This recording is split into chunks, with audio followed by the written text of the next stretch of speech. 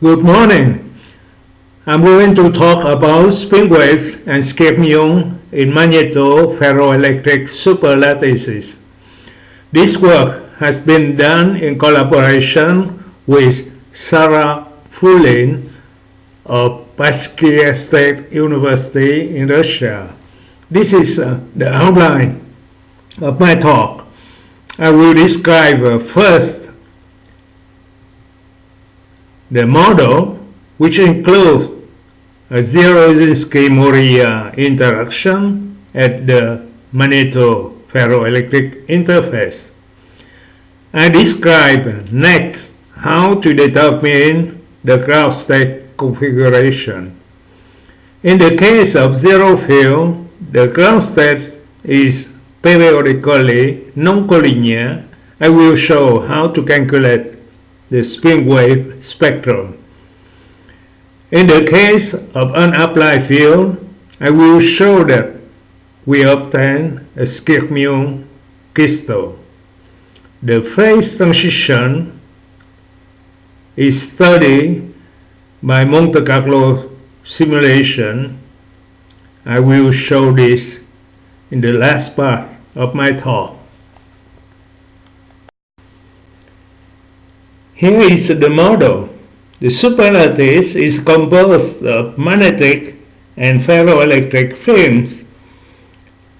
The magnetic Hamiltonian Hm of the films include an exchange ferromagnetic term and a Zeeman term. The spin is the Heisenberg model. The ferroelectric Hamiltonian Hf includes the exchange ferromagnetic term and an electric field. The spin is of the Eisen type. What is original in the Hamiltonian is the coupling term at the interface. We introduce here the Diem Zero-Zinski-Moria interaction between interfacial spin. The form of this interaction is given on the next slide.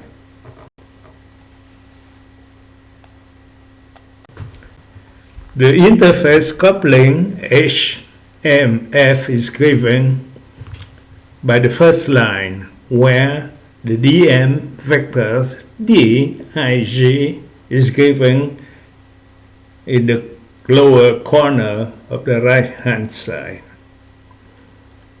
And if we relate this vector to the polarization of the interface, we will get HMF in terms of the polarization PF given on the fourth line. And the last line is how we write explicitly the interaction between one polarization with four spin on the magnetic layers.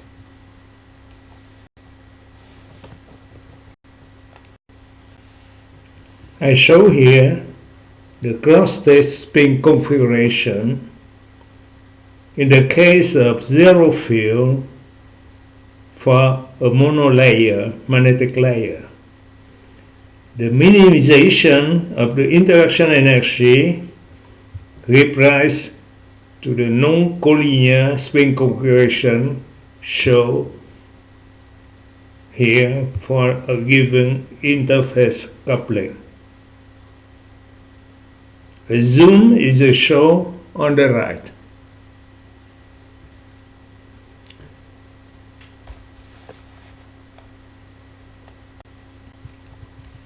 In the general case, where the magnetic film has a thickness, and in an applied field, we use the steepest descent method.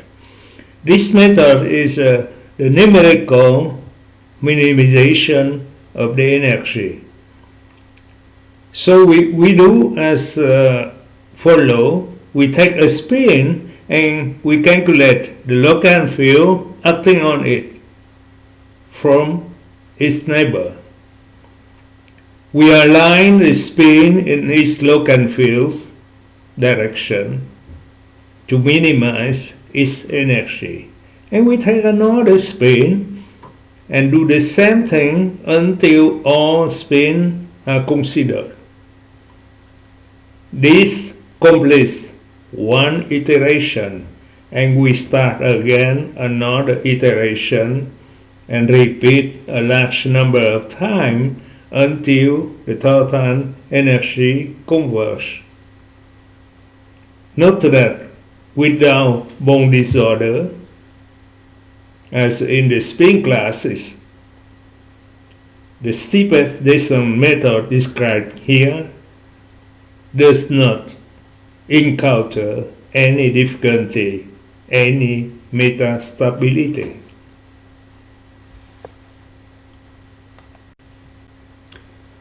We show here the special case where we have one or two magnetic layers between ferroelectric films. We apply a magnetic field perpendicular to the superlattice. We observe here a Skyrmion crystal on a triangular lattice as shown on the left hand side. Note that the Skyrmion size does not depend on the lattice size, but it depends on H at a given D. The stronger H, smaller Skyrmion size. And we show on the right corner, a lower corner, a zoom of a single Skyrmion.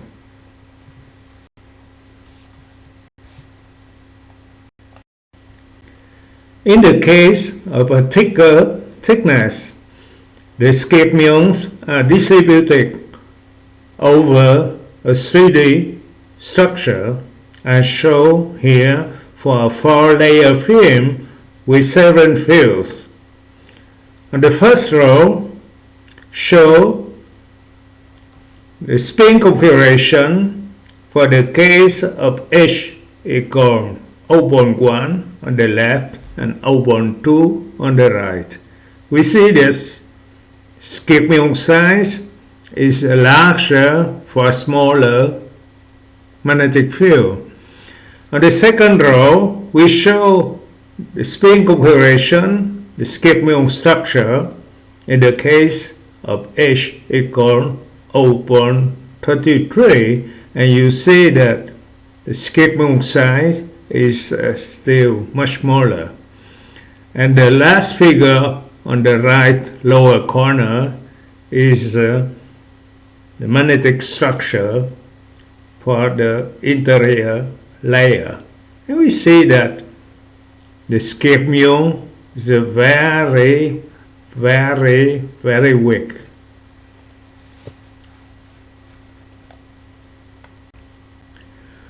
For weak fields, the spin configuration has striped domains as seen here for H equal to 0 and for 3 interface coupling strengths.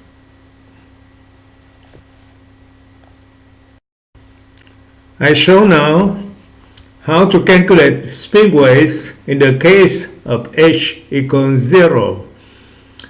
The method to calculate spin wave spectrum in the case of non-collinear spin configuration is described in detail in my book Theory of Magnetism. So here I recall some main steps.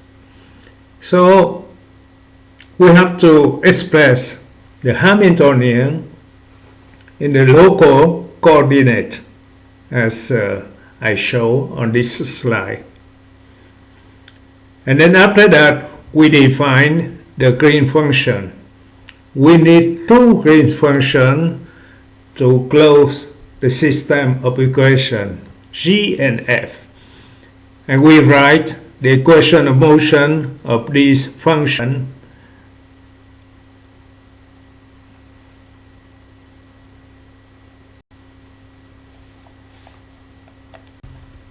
we obtain then a system of coupled equations which can be expressed in a matrix form.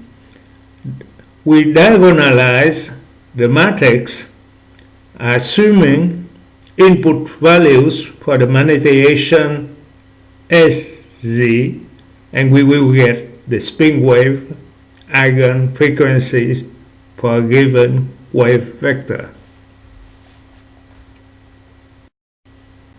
Using those spin wave eigenfrequencies, we can calculate at temperature T the output layer magnetization Sz using the formula shown on this slide.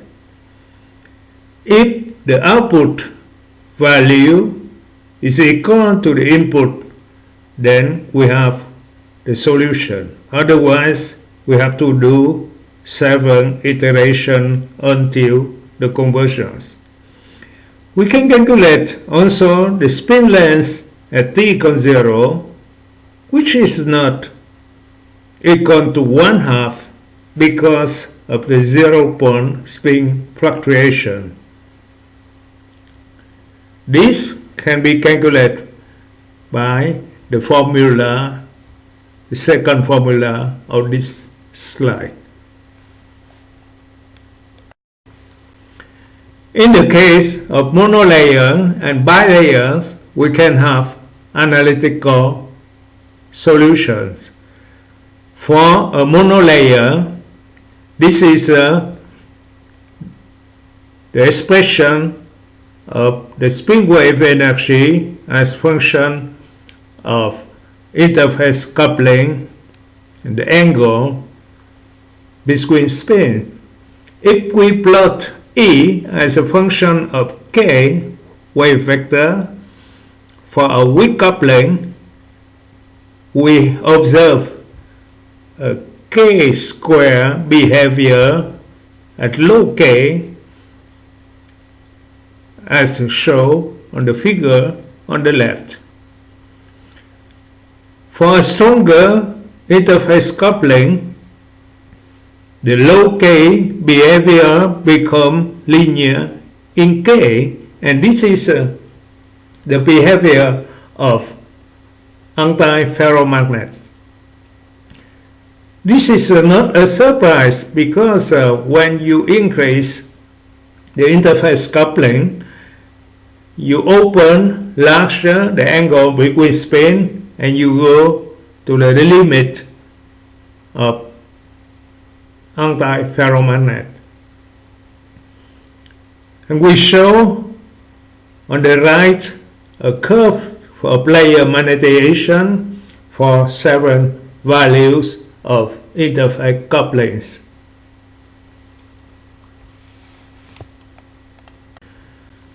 For a monolayer, we plot in the first figure the spin length vs the interface coupling.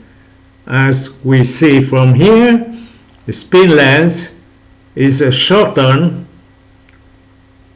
with increasing the interface coupling. Now, for the bilayer, we get an analytical solution as shown on the left. And if we plot the spin wave energy as function of K, in the case of a strong interface coupling, we get the figure shown on the second line. And you see from here that the first mode at low K is linear in K. This is very similar to the monolayer. But the second mode still keep the K square behavior of ferromagnetic.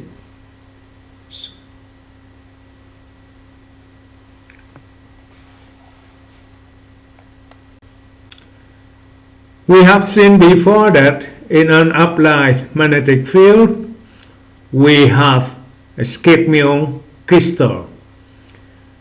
So we will study here the phase transition of this skyrmion crystal at finite temperature by using Monte Carlo simulation. To identify the phase transition point, we need to define the order parameters for our system.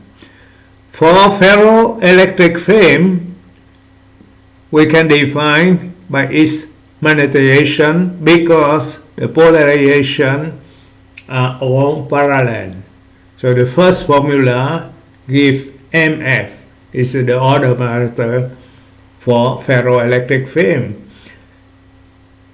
However, for magnetic order parameters, we have to define a new order parameter. This is because the spins are non-collinear, so what we do is to project the spin configuration observed at a time t at temperature T on its ground state configuration. We follow this projection spin by spin, and at the end we take the average over the space. And this definition is very similar to the case of spin class, where the Equal-Anderson order parameters is defined in a similar manner. We show here the order parameter for the case of monolayer, and we see that the phase transition occurs when M comes close to 0. It means 0.27 or so.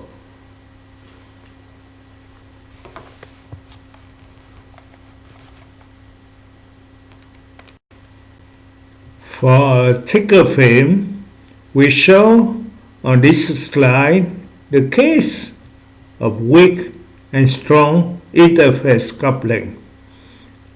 The weak coupling gives rise to a second order phase transition as seen on the curve on the left, while for stronger interface couplings, the transition is a first order with discontinuities in physical quantities and shown on the curve on the right.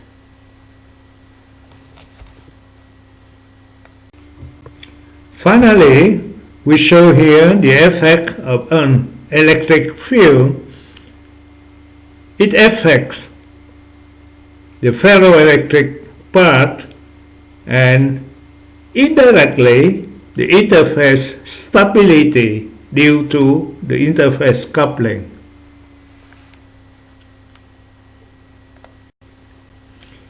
To conclude, let me summarize some important results. First, the magneto-ferroelectric superlattices may have important application due to the possibility to use an electric field to control magnetic behaviors and vice versa. Second, with a simple model with a Zielinski-Moria interface coupling used in this work, we show many interesting phenomena, in particular the existence of skyrmions at the magneto-ferroelectric interface. This may have important application in spin transport. Third, spin waves show a strong effect on the DM interaction.